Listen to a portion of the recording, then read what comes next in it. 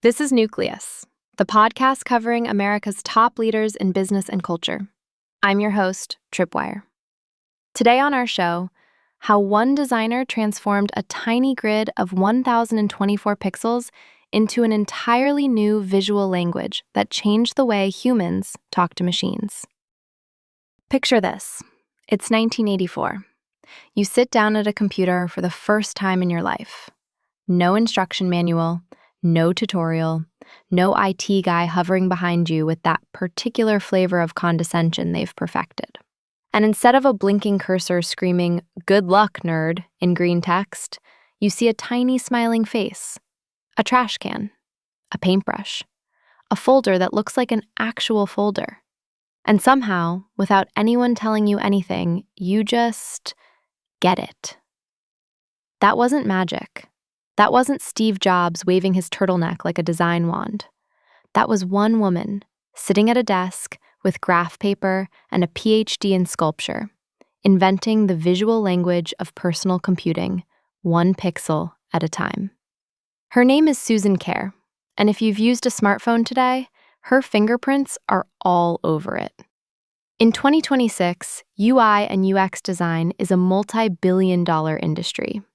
Companies spend fortunes arguing about icon shapes and button colors. There are entire job titles, entire consultancies, entire graduate programs built around the question of how a screen should talk to a human. And almost none of them know the name of the person who answered that question first. So today, we're fixing that. To understand why her story matters right now, you need to understand where we were before her. Because before Kare, computers were hostile objects. They demanded fluency. They assumed expertise. They were built by engineers for engineers. And if you didn't speak their language, that was very much your problem. Susan Kare looked at that situation and thought, no, we can do better than this. She grew up in New Jersey, got her undergrad in fine arts from Mount Holyoke, and then went ahead and got a Ph.D. in fine arts from NYU. Sculpture. Not software engineering, not computer science, sculpture. She spent her early career in the traditional arts world, working as a curator at the Fine Arts Museums of San Francisco. She was, by every measurable credential, the last person you'd recruit to design the interface for a revolutionary personal computer. Which is exactly why it worked. Around 1982, her childhood friend, Andy Hertzfeld, a software engineer at Apple, called her up. Apple was building the Macintosh and needed someone to design the visual elements of its graphical user interface. Hertzfeld's instinct was almost comically counterintuitive by Silicon Valley logic. Don't hire a computer person. Hire someone who knows how humans see things. Hire someone who understands symbols, metaphor, art history. Hire Susan. She joined Apple in 1983. She had to teach herself the medium from the ground up. And here's where the story gets genuinely beautiful. The technical constraints of early Mac icon design were extreme. Each icon had to live on a 32 by 32 pixel grid, 1,024 pixels. 2 colors, on or off, black or white. No gradients, no shortcuts. So she did what any reasonable Ph.D. sculptor would do when confronted with a new medium. She pulled out graph paper, filled in squares by hand, and sketched every icon, pixel by pixel, before the tools existed to build them digitally. It was, as she's described it, like designing a mosaic or needlepoint, every stitch placed deliberately. And within those ridiculous constraints, she invented an entire visual vocabulary. The trash can, the Happy Mac startup face, the first time a computer ever smiled at a user. The paint bucket, the lasso tool, the Chicago and Cairo typefaces. She named Mac fonts after Chicago area train stops, by the way, because apparently she also had a poet's sense of whimsy embedded somewhere in all that precision. On January 24th, 1984, the Macintosh launched. The famous 1984 Super Bowl ad got the headlines. But whether ordinary people would actually embrace this machine depended entirely on whether they could understand it. They could. Kare's interface, the desktop metaphor made visual, the friendly icons, the smiling face on startup, made the Mac feel approachable in a way no computer ever had. That wasn't a coincidence. That was craft. When Jobs was pushed out of Apple in 1986, much of the original Mac team scattered. Kare followed Jobs to Next, his new venture, where she served as creative director. Next was brilliant and commercially troubled. Beautiful machines priced too high for mainstream adoption. It was a real lesson in the gap between design excellence and market success. Eventually, she founded Susan Kare LLP, her own independent design consultancy, and she's been operating on her own terms ever since, including, in one of history's great ironies, designing the card backs for Microsoft Windows Solitaire in the 1990s, a program that may have put more of her work in front of more eyes than almost anything else she ever made, in offices across America, on the computers of people who'd never heard of her. Okay, so what do we actually take from this? Because her story isn't just a cool origin myth.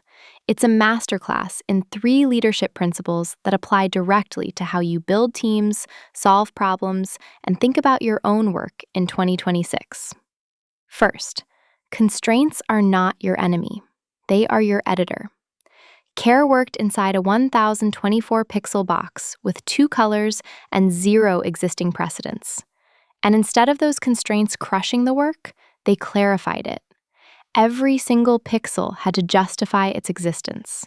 There was no room for decoration, for ambiguity, for close enough. The result was icons so clear they've survived 40-plus years of design evolution almost unchanged.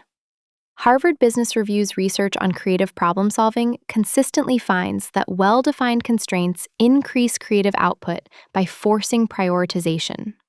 Teams with unlimited budgets and infinite scope often produce bloated, unfocused work.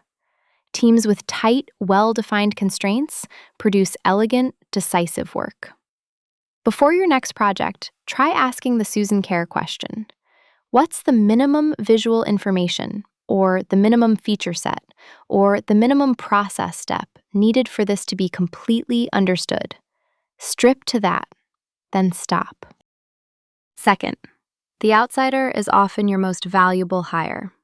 Kare had 0 background in computing, no industry assumptions to overcome, no habits built around how things had always been done. What she had was art history, symbol systems, an understanding of how humans have communicated visually for millennia. Egyptian hieroglyphics, international road signs, folk art traditions, and she brought all of it to a field that had never thought to ask those questions. Clayton Christensen's Jobs to be Done framework argues that understanding what users are actually trying to accomplish, rather than what your product technically does, is the key to designing things people love. Kare intuitively understood this before the framework existed. She wasn't building icons.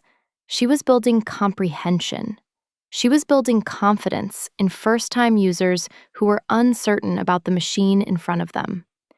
Engineers couldn't see that job clearly because they weren't first-time users. She could.